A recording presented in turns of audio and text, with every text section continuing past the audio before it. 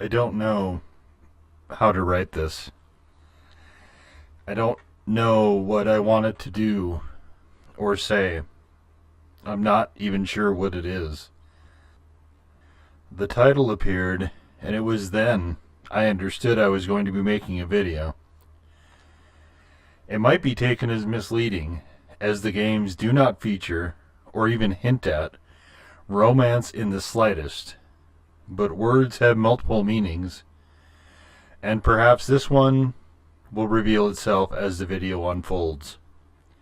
Perhaps it's an experiment, in which I start drafting a script before having even the faintest idea where it's going or what it will include.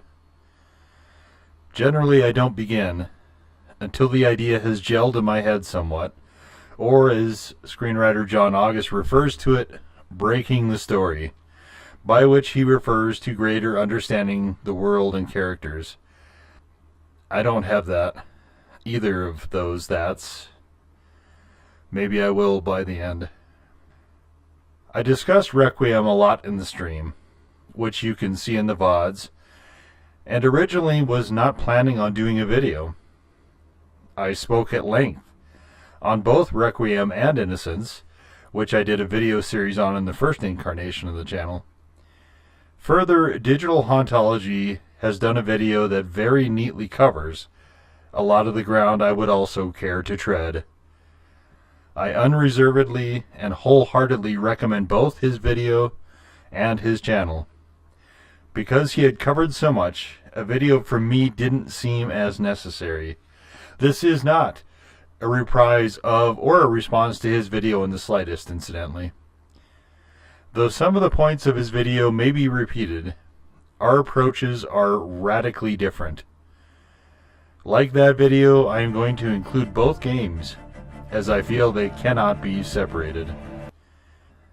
Another factor weighing against me doing this video was that I had also other games planned for streaming, and to do this video meant I would have to go back to Innocence myself and replay it, which is not an experience I especially relished. The mental itch was the start, before morphing, as my creative writing meanderings often do, into that of compulsion. And even if I didn't have a clue as to the final destination, boldly henceforth we would go. It was not until about halfway through Requiem that I came to the realization that this game series is the very epitome of why I came back and what I came here to do. I should mention here that there will be massive spoilers for both A Plague Tale Innocence and A Plague Tale Requiem, and I will touch on several other games and medias as well. If you have not played both of the Plague Tale games already, my strongest recommendation is to click off and return once you have. Both are monumental achievements that are well worth going in fresh, so you are able to gain the full experience of what these incredible games have to offer. That not enough people have done this is also part of the appeal of making this video. We must value and cherish art, good art, when it is presented to us, and both games are not only good to great art, but also amply demonstrate the power of that. I am not, however, going to say everyone should play these emotionally intense games, and honestly, you should only consider them if you accept that you may not emerge unscathed. Okay, back to the video. At heart, both games are a part of the tale of Amicia, a young French teen girl who lives in a very challenging world, that of the mid-14th century, in the midst of both one of the worst plagues humanity has ever experienced, that we know of, and in the middle of a rather brutal war on top of everything. She is also one of the more brilliantly written and best characters in all of gaming. She shares some similarities with Aloy from the Horizon series, who is another of the best characters in gaming. Both are female protagonists that are very specifically and intentionally portrayed so as not to be sex sirens. Both are clumsy and inept at the start of their respective stories, and develop high acuity and degrees of competence in areas that seem perhaps counterintuitive, given their comparatively lithe frames, to be as successful and consistently successful at that as they are. With Aloy, she is very clearly on a path of ascension, and every bit of knowledge she gains, she is able to incorporate and utilize nearly immediately. But she is also a living example of the One trope, or more literally, the Chosen One, by dint of being a clone of one of the larger ancestor figures in the Horizon games. A significant part of Aloy's story deals with her relation to humans, in that she is set apart at the onset and it never gets better. She gains friendly relations and allies, but no sense of home. How could you ever feel at home when there is nowhere you belong? For her, this is less significant in the grand scheme of things, because she has been charged with saving humanity and seems generally motivated almost exclusively to that end. For Amicia, her prowess comes, but only at enormous cost. In the first game, which starts innocently, before quickly turning dark, this is largely a mental tax, and she is able to navigate this somewhat by being given a goal upon which to focus. That goal is nominally to save and preserve her little brother Hugo, but she comes to understand that it is ultimately to also save humanity itself. While she initially is disinterested in this task and spends much of Innocence and Requiem gamely trying, but being unsure of her adequacy all the while, she increasingly clings onto this role, that of little broken boy brother protector, like she's never held on to anything in her life. That task becomes a de facto life ring, able to buoy her no matter what gritty indignities she may be forced to encounter. As humans, we have capacity to endure interminable experiences, unenjoyable as they may be, more readily and perhaps somewhat more capably if we know there is somewhere over the rainbow where wishes come true and we can live, if not happily ever after, at least securely in the knowledge that the dreadful agony was a one-off and we shan't be needing to do that shit again. Ever. If we know there is a light at the end of the tunnel, and all we have to do is just get through whatever it is in the moment, we can compartmentalize to the extent that the worst becomes more bearable. Innocence, in fact, closes on this note. It's sunshine and kittens, and we're reunited with a parent formerly thought dead. Even though the other is still dead, we have an escape wagon and new ally Boy Wonder Lucas, and all will be right in the world.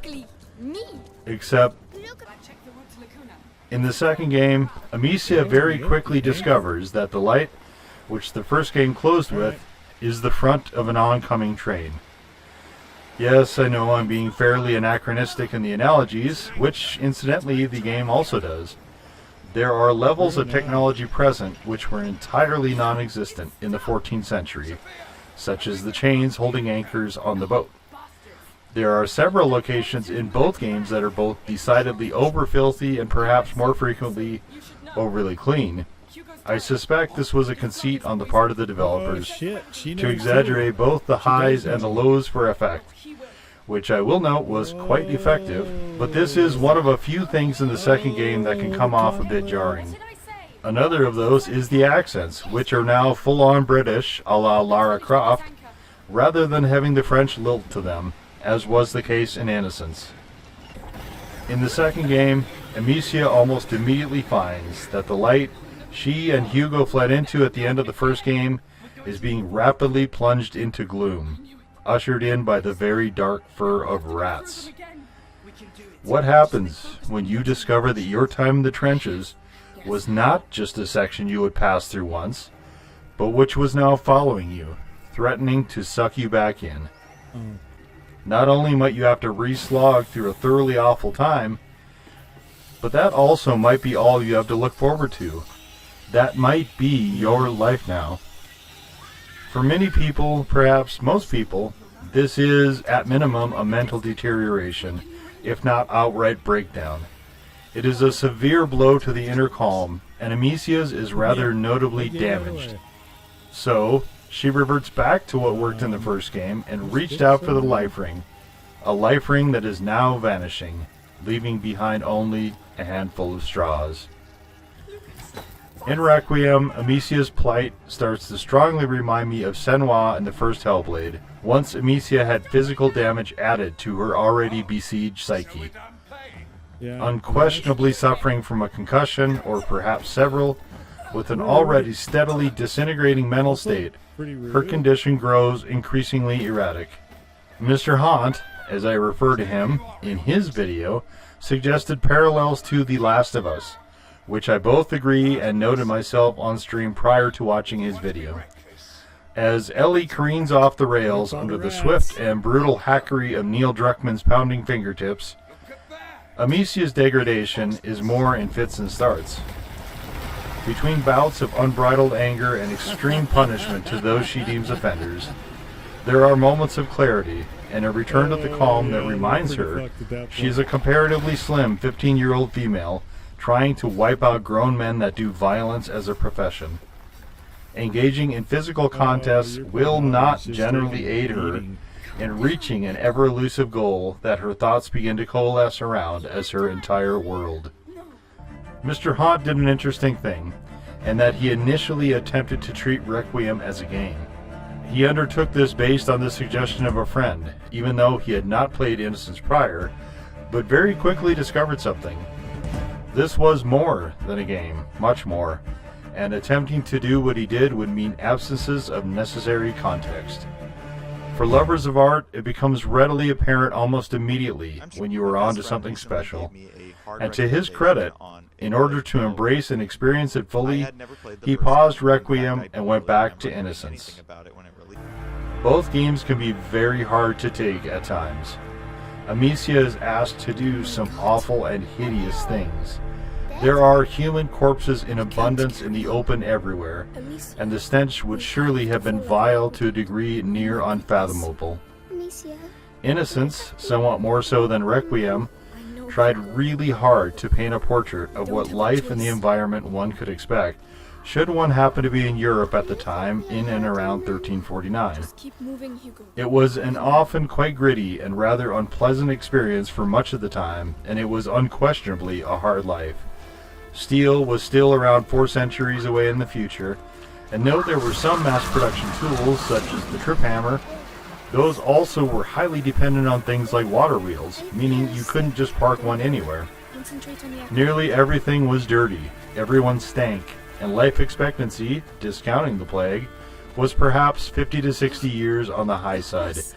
Very rough years the entire time. It is not a world most of us would choose to live in, or could, even if we were somehow able to make that decision. The Witcher 3 also shared this aspect, and indeed, much in the environments here echo that environment and landscape. Innocence immerses you ass deep into this. Asobo does take liberties here and there, but generally pulls no punches when presenting things, most particularly the prevailing attitudes towards class, gender, and age. Amicia has the grace of being born into a noble family, and so manages to skirt a lot of those, and frequently acts in a way that would be considered quite counter to proper behavior. In those days, there was a strong degree of forced acceleration of maturity, particularly for teen girls, though very much not specifically in the way it is imposed on Amicia. But it is, after all, a game, and games are not meant to be one-to-one historical depictions, necessarily. The Inquisition was also a part, and their inclusion illustrates most of what seems to be the intent of Asobo, as in showing what conceivably could have happened, given the time, region, and actors, rather than what conclusively did. At least until Requiem, when suspension of disbelief more frequently took a powder. One of my favorite writers, William Goldman, was a sucker for a theme he called stupid courage, memorialized by a movie called Gunga Din, in which the titular character displayed bravery against all odds, etc., even if and especially when that was foolish. I suspect Goldman would have immediately resonated with how this comes across in Requiem, when Amicia, thoroughly battered by the Count, her shoulder wrecked, narrowly escapes his homicidal charge, only to confront his wife in a sort of amphitheater. The Countess is surrounded by soldiers who are armed to the teeth and on edge. Amicia's mother is tied up to a stake, while Lucas is being detained nearby. The Countess is trying to pitch Beatrice on the idea that Hugo is actually her own child, that of the Countess. Amicia barges into the middle of this and again encounters the Count, who slashes her mercilessly with his sword and disables her entirely. I won't get too much into this sequence, but it ends after Hugo, who has by now awoken from his nap to discover his sister flattened and his mother with throat slit, goes apeshit, along with Amicia, who has seemingly thrown control to the wind. The conclusion is that Beatrice and the Countess are both dead. The Count is fleeing while screaming a vow of revenge. Hugo is catatonic. Amicia has both slash wounds to midsection and thighs, at minimum a severely dislocated shoulder, and is not entirely recovered from her head wound. She has also been, for the second time in the game, symbolically scalped by a much stronger male enemy. All of this is just so raw. But aside from her mother and Lucas somehow finding the island, much of it could have been prevented had Amicia been a lot less headstrong in her headlong insertion into wherever she insisted the clues were guiding, without regard to danger. Her enthusiasm becomes so extreme that Hugo, who wanted to come to the island in the first place, does not want to continue any longer. His condition also continues to worsen, and Amicia, as more information is revealed, instead of piecing together the clues in a logical order, retcons the information to fit the vanishing life ring in her head, to which she still clings. Given both the head injury and the steady toll on her mental well-being, it is hard to say if she was capable, at that point, of actually ordering the information to a conclusion that may have been counter to her current path. There is also the question of sanity, but to whom can she hold herself up to and compare? Surely not Sophia, who seems an ally but is still an unknown and a questionable one at that. Not Hugo, who is a child perhaps half her age and beset by a sickness that is twisting him from within. Not Lucas, who might bridge the gap in years between Hugo and Amicia, but retains a certain distance and aloofness from both, as his dedication is to his path as alchemist. Not Beatrice, who clearly has no idea how to relate at all to her daughter any longer, and spends a lot of time in passive observation rather than engagement, and who makes some highly questionable decisions herself. Not Arnaud, who is duplicitous and who has been an antagonistic and actively life-threatening foe for much of their relation. Not the Count, who appears to be limitless in depravity under the mistaken guise of chivalry, nor the Countess, who is malevolently insane. So the question then, how does one measure your own craziness when the entire world is mad? A lot of Amicia's internal monologue, particularly in the second game, seems to be heavily and intensely rationalizing. The goal will be met, Hugo will be safe, and all will be well, and all will be set right if we just do this thing. If we just go to the island and find this one thing. A formula? No. A lab? Yes, but out of commission. A potion? No. An elixir? No. A file? No. Okay, there's nothing of direct use there, so what if we just go away? What if we just go somewhere quiet and serene and calm altogether, just to live the simple life as a family that will keep the fucking rats at bay, and all will be great? This is a reversion. Just open again. Perhaps a callback to Innocence that ended with the same idea. Beatrice very conveniently remembers a mountain home the family owns, and they plan to go there. Except that very thing was the exact scenario they were currently fleeing from. All it takes is a single nightmare from Hugo, and the ground ruptures and buildings break. Amicia's great insights are just so much bargaining, trying to find some way to navigate the macula, which is suggested to be showing signs of sentience. Part of this is Hugo saying the rats want certain things, but part of it is her mind trying desperately to find a way out from a maze in which the walls are pressing ever closer and continue to advance. Soon, she knows, those walls will grow teeth. Hugo, meanwhile, is like a fine and delicate china top, spinning madly on an ever-shrinking table. The slightest wobble and he careens into a crash-out. With his crash-outs come the rats. This takes an enormous toll on him as well, and about midway into the second game, he begins to succumb to despair, particularly once the tale of the former carrier is revealed in all its gory and excruciatingly unfair detail. He too finds some measure of success in giving into Amicia's favorite tool, that of rage, and hits the button there more and more often, both without Amicia's prompting and, at times, counter to her wishes. His arc is reminiscent, at times, of Atreus in the first Nordic god of war, discovering that he is part god and has attendant powers thereof. In Amicia's mind, it is okay if she sacrifices, since she is on the divine and sacred quest, but the object of her quest, Hugo, must not. He is the one to be preserved at all costs, after all, not sacrificed, even by his own choice or actions, and she must protect him, even if from himself. For Hugo, this is all so much a part of what is turned into a waking nightmare. In one of the more pivotal scenes, in the island castle, after he wakes up from a nap, where he is sent after romping all over the island with Sophia and Amicia, before reuniting, joyfully for both he and Amicia, with Beatrice and Lucas, he wakes up in silence and alone. He wanders the halls, looking for someone, anyone. He, who has been the locus of everyone's attention these past two games, has been left entirely by himself. His wanderings eventually take him to the amphitheater, where he arrives just in time to watch the violent reversal of the earlier happy reunion, as he sees his last remaining parent, and the one to which he was closest, have her throat slit by the Countess. The macula is a part of the eye, and a part that is related to colors and detail in vision. Calling the plague by that name, along with the black tendrils increasingly visible through the skin, seems almost metaphorical allusion, as in a darkening of the vision, a succumbing to evil and malevolence, similar to the Sith side of the Force in Star Wars. Along with it comes enormous power, such as summoning rats literally through the ground, or through reinforced structures like castle battlements, but also at enormous cost, both to the user of this power, the carrier, and everyone else within the vicinity.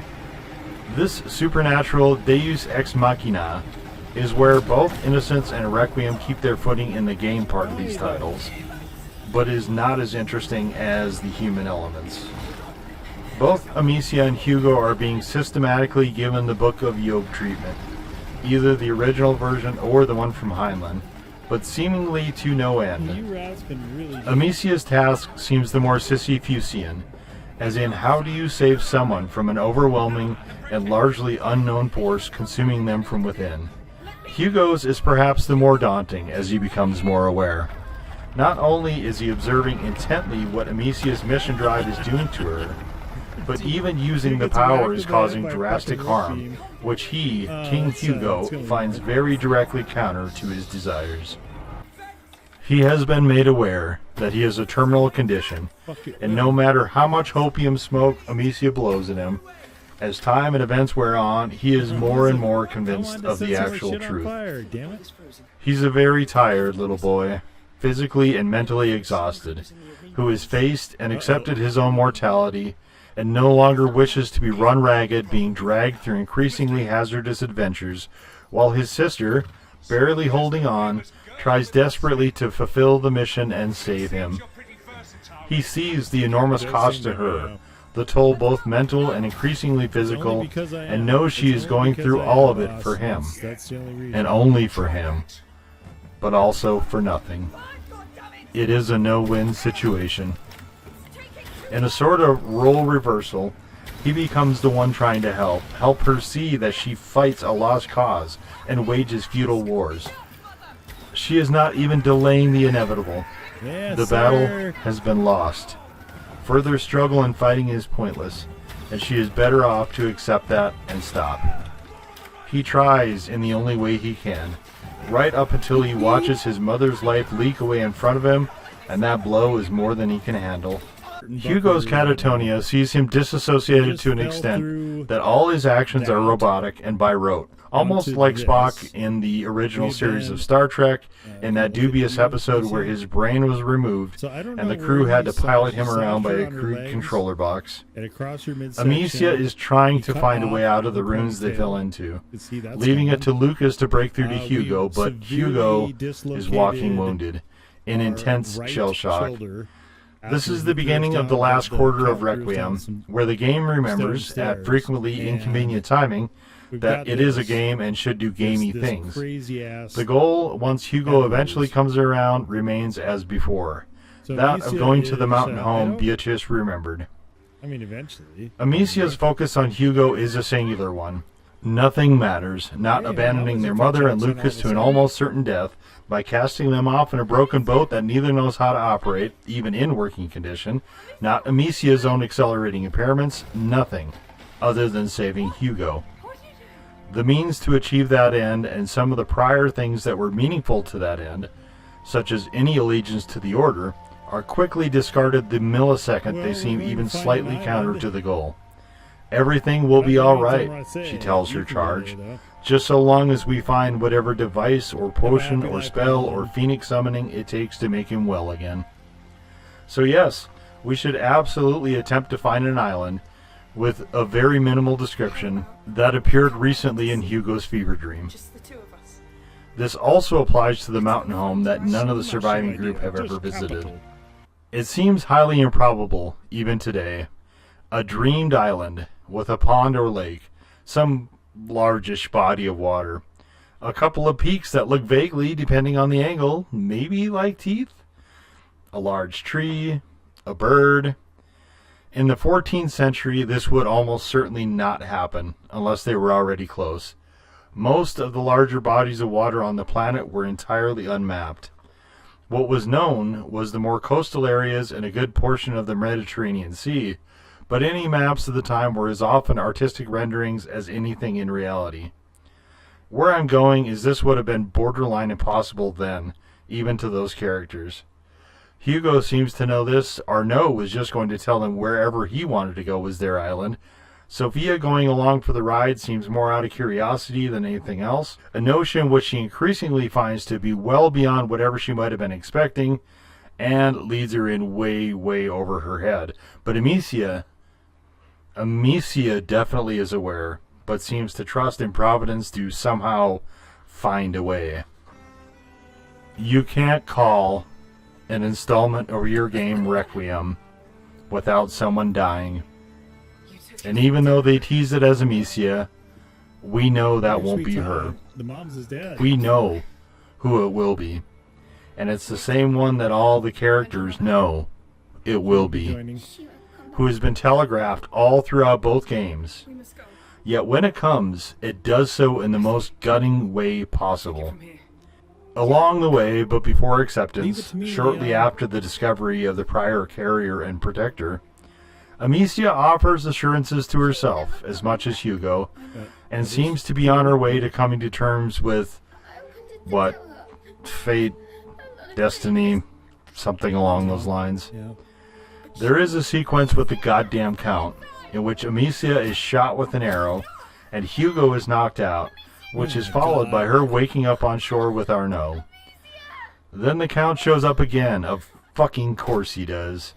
But it also becomes evident that Hugo has submitted to the macula. And it sucks, but it's very hard to blame him. He watched his mother have her throat slashed. His sister gets shot and was powerless to do anything about that since rats don't work in water. He charged anyway in righteous little boy fury and got knocked out, and presumably when he awoke, he was in Marseille, chained up by his arms like the previous carrier. The closing chapters I had a lot of reservations about, and found much fault with during the stream, and this was as hard to take as Amicia wading through a pool of dead bodies to break a chain that quite literally should not have existed. I shudder every time I think of that water seeping into the tops of her boots. Amicia is pretty thoroughly abused for the last part of the game, culminating with an ending sequence that I found to be kind of a cheat. The first post-credit scene tried to make up for this by saying, "Hey pal, it's been a fucking year. Amicia's hair is universally short. Look, she's healed. Sophia's healed. And Amicia has a new mission now. A reason to go on, and that's to help whoever is the next carrier and protector. See? It's all just fucking fine now, isn't it?" But it isn't. And will never be. The suggestion to the contrary is only cold solace and empty consolation. Except, in the second post-credit scene, we see an arm with a creeping sign of the macula beneath a blanket. So it is either the next carrier, or possibly even Hugo. The first possibility, that it is a new carrier, suggests concurrent carriers, or more likely, that the macula has grown stronger, and no longer need wait 800 years, as between the Justinian Plague and Hugo. Adding in the Justinian Plague was a very nice historical touch from the devs that deserves its own nod and tip of the hat of appreciation. I titled this video a love story, but not because, even though Hugo starts both games as somewhat annoying and prone to temper tantrums of both a harmless and extremely harmful variety, we come to understand the incredibly awful situation he finds himself in. His entire life, aside from the parts where he is being indulged, is largely bleakness upon bleakness. We empathize and forgive him his many childish transgressions, but he is not the love part of this. Neither is Amicia's love for her brother. She does love him, in her own way, but she is Crusader, as much, or maybe more, than sister. What she is tasked with, what she imposes on herself in an often misguided attempt to fulfill her mission, an enormous toll is imposed on her, first mentally, and then more increasingly physically, as she tries to come to terms with the idea that her efforts are not enough, that she does not have the power to force a resolution. Because her sense of self is so wrapped up in this, her feeling is that she is not enough, and there is no one there to tell her otherwise.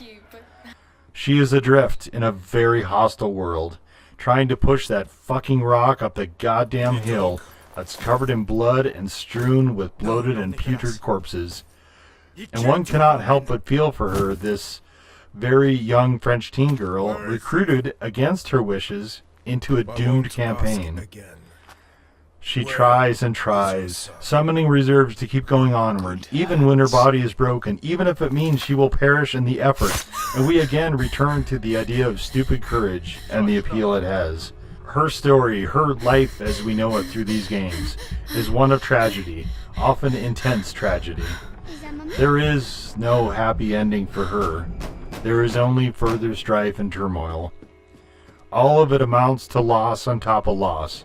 Her dog, her father, her mother, her brother, and ultimately perhaps herself, as Amicia blames Amicia for Amicia's failure to save them, a burden that never truly belonged to her. She tried her best, tried and still failed.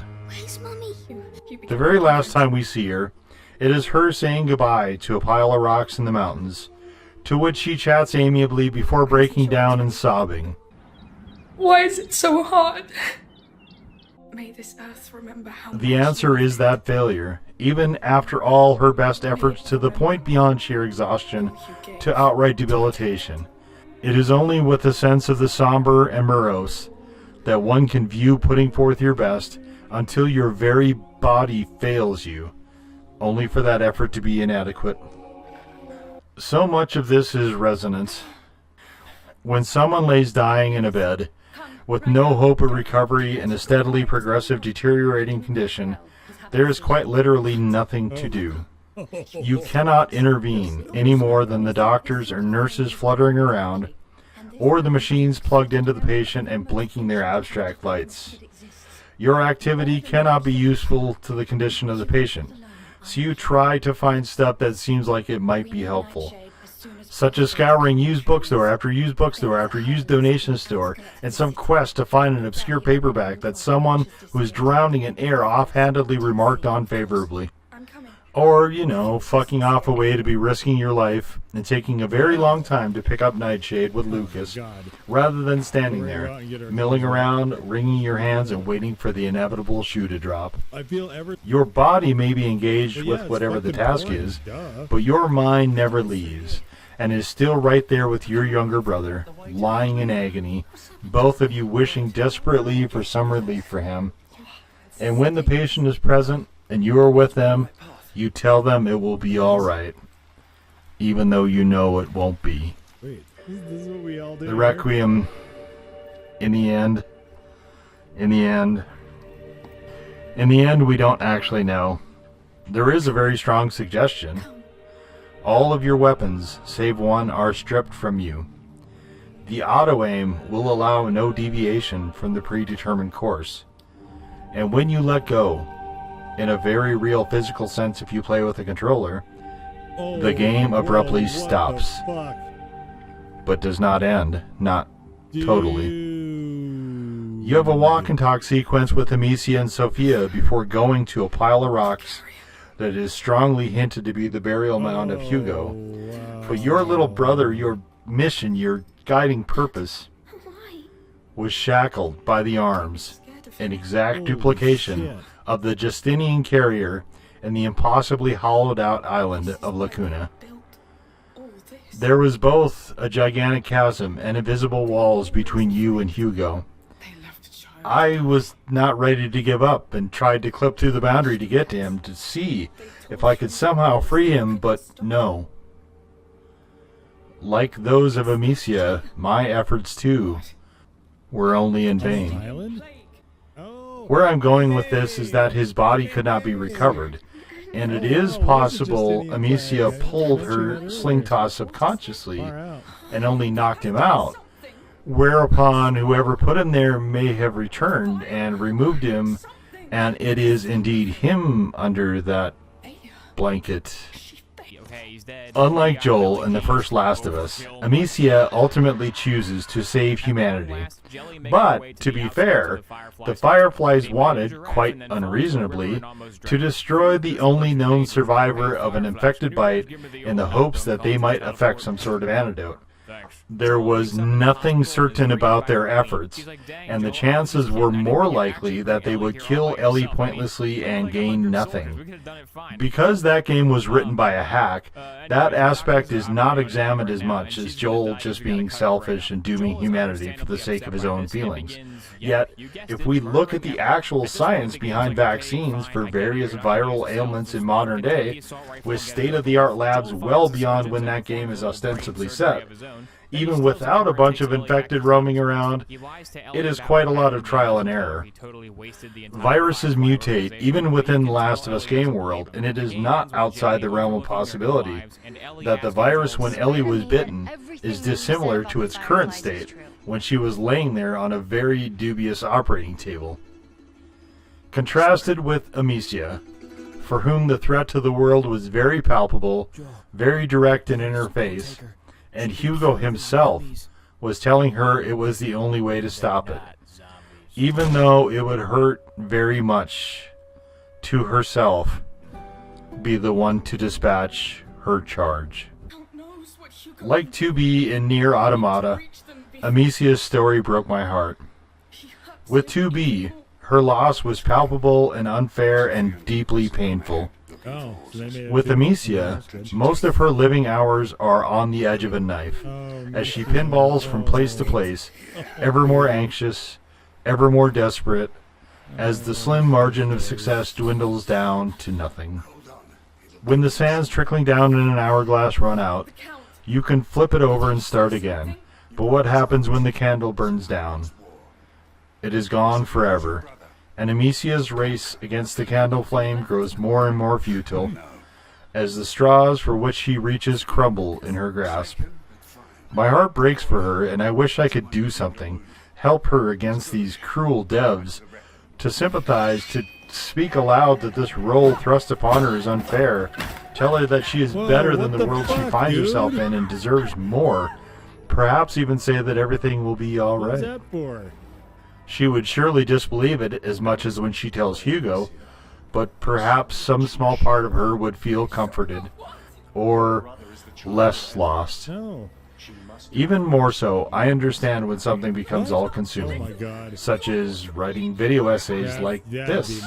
would be huge. Amicia is having a soul-crushing time, and you are right there along with her.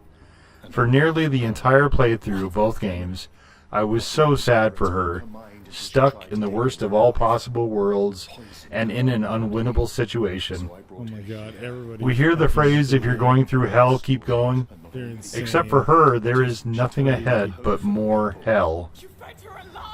I called it a love story because how do you engage so strongly with characters in art without being personally invested, when they transcend the medium to live in your head and your thoughts well after the experience? How do you care about a character, about their well-being, about what is being done to them by the world or themselves, and you are sat there trying to find some way that they could be happy, or at least at ease from what is an objectively awful experience? How can a character break your heart without there being some component of love involved? As always, thank you for watching.